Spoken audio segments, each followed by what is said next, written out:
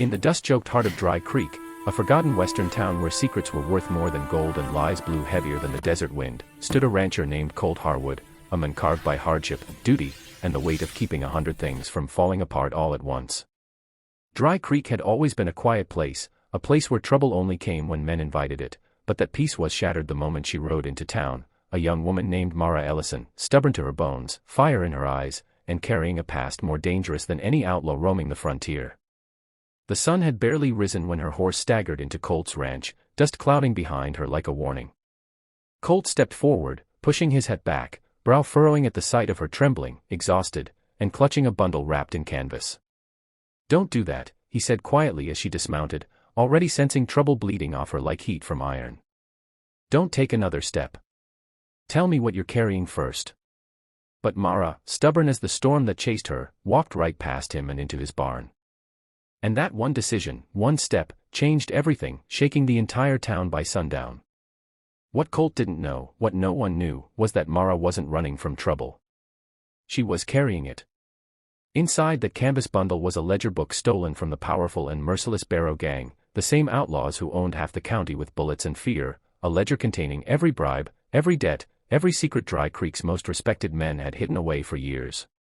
Mara had found it in the wreckage of her family's burned homestead. Her father had stolen it days earlier, hoping to expose the corruption strangling the frontier, but had been murdered for his bravery.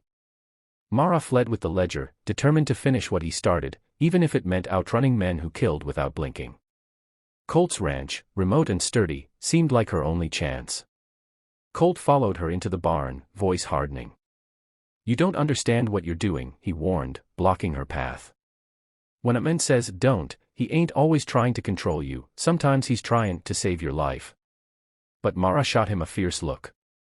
"My life stopped mattering the moment they killed my father," she said. "If I run from this, Dry Creek dies next." Colt never looked away from a challenge, but this woman, reckless, brave, furious, shook him in a way bullets never had. He knew the Barrow gang, knew how they operated. They didn't chase. They hunted. And if they were coming for her, they were coming for everyone within 10 miles. "Girl, you shouldn't have brought that here," he muttered. "You're about to set this whole town on fire." But Mara, jaw set, pushed past him again. And that was the moment Colt realized she wasn't someone he could stop, only someone he could stand beside. By noon, the gang rode into Dry Creek, their horses tearing through the dust, their leader, Gage Barrow, smiling that cruel smile the whole county feared. Gage knew the ledger was missing. He knew Mara had it. And he knew Colt Harwood never backed down from a fight. The town folk hid inside saloons and houses as tension coated the air thicker than desert heat. Colt stepped out, shotgun resting on his shoulder, refusing to give up the girl or the guilty men in town who'd been feeding the gang with bribes. And that's when Mara made her choice, the choice Colt begged her not to make. She marched into the center of Dry Creek, climbed onto the saloon balcony, and raised the ledger high for the whole town to see. "Dry Creek deserves the truth," she shouted. Colt's heart nearly stopped. "Mara, don't do that," he roared across the street, because showing that ledger meant exposing powerful townsfolk who had everything to lose, and triggering a gunfight that would drown the street in blood. But she did it anyway.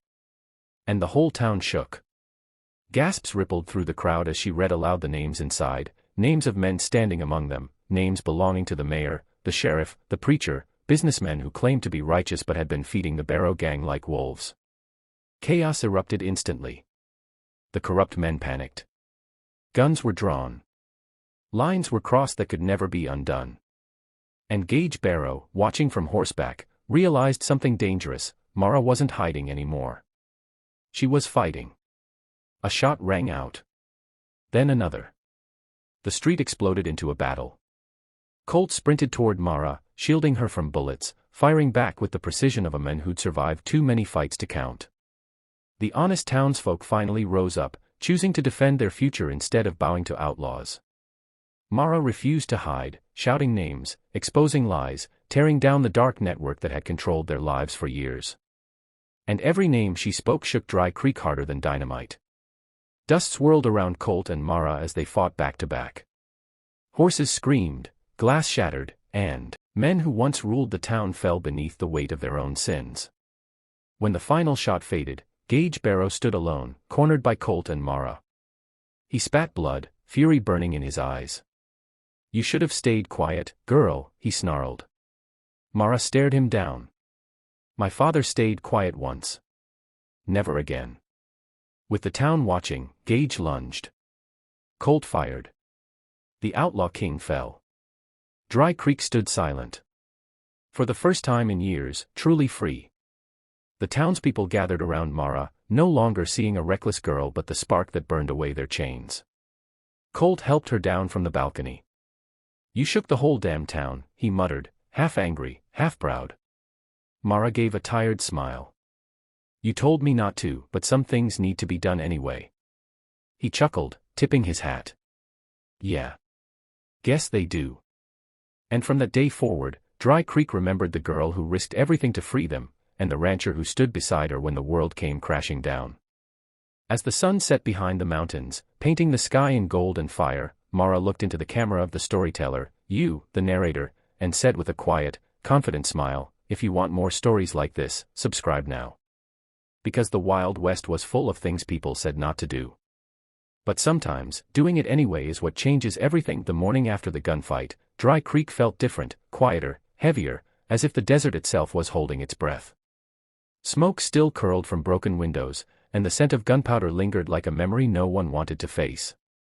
Mara stood in the middle of the ruined street, staring at the place where Gage Barrow had fallen, her hands still trembling from everything she had unleashed. Colt approached beside her, hat low over his eyes, the weight of what came next pressing on him like a boulder. You shook the whole town, he murmured, not accusing, just stating the truth. Mara didn't answer, her mind was already racing. Exposing the ledger wasn't the end, those names belonged to powerful men beyond Dry Creek, men who wouldn't sit quietly while their empire burned. They'll come for us, she whispered. Colt nodded. Yeah. But this time, we're not alone. And he was right, townsfolk who once hid behind locked doors now stood with rifles cleaned, courage restored, ready to defend the new truth Mara had forced into the light. But courage didn't erase fear, and fear didn't erase the danger already closing in. A rider thundered into town, breathless, warning that a second wave of outlaws, the Barrow remnants, were marching toward Dry Creek, eager for revenge. Mara felt her chest tighten, she had started a war. If I hadn't opened that ledger, she began, but Colt stopped her with a steady hand on her shoulder. Don't blame yourself. Darkness was already here. You just lit the match so we could see it. Those words steadied her more than she expected. Together they prepared the town, boarding windows, reinforcing fences, posting lookouts along the ridge. As the sun dipped low, shadows stretched long across the dirt road, and Mara felt the same tremor in her chest she'd felt before her father died, fear mixed with purpose. Colt stood beside her, shotgun ready. You sure about this? He asked softly. She took a slow breath. I didn't come this far to run. And in that moment, Mara Ellison wasn't a frightened girl anymore. She was the storm she had unleashed, determined, unshakable, and ready for whatever darkness galloped toward Dry Creek next.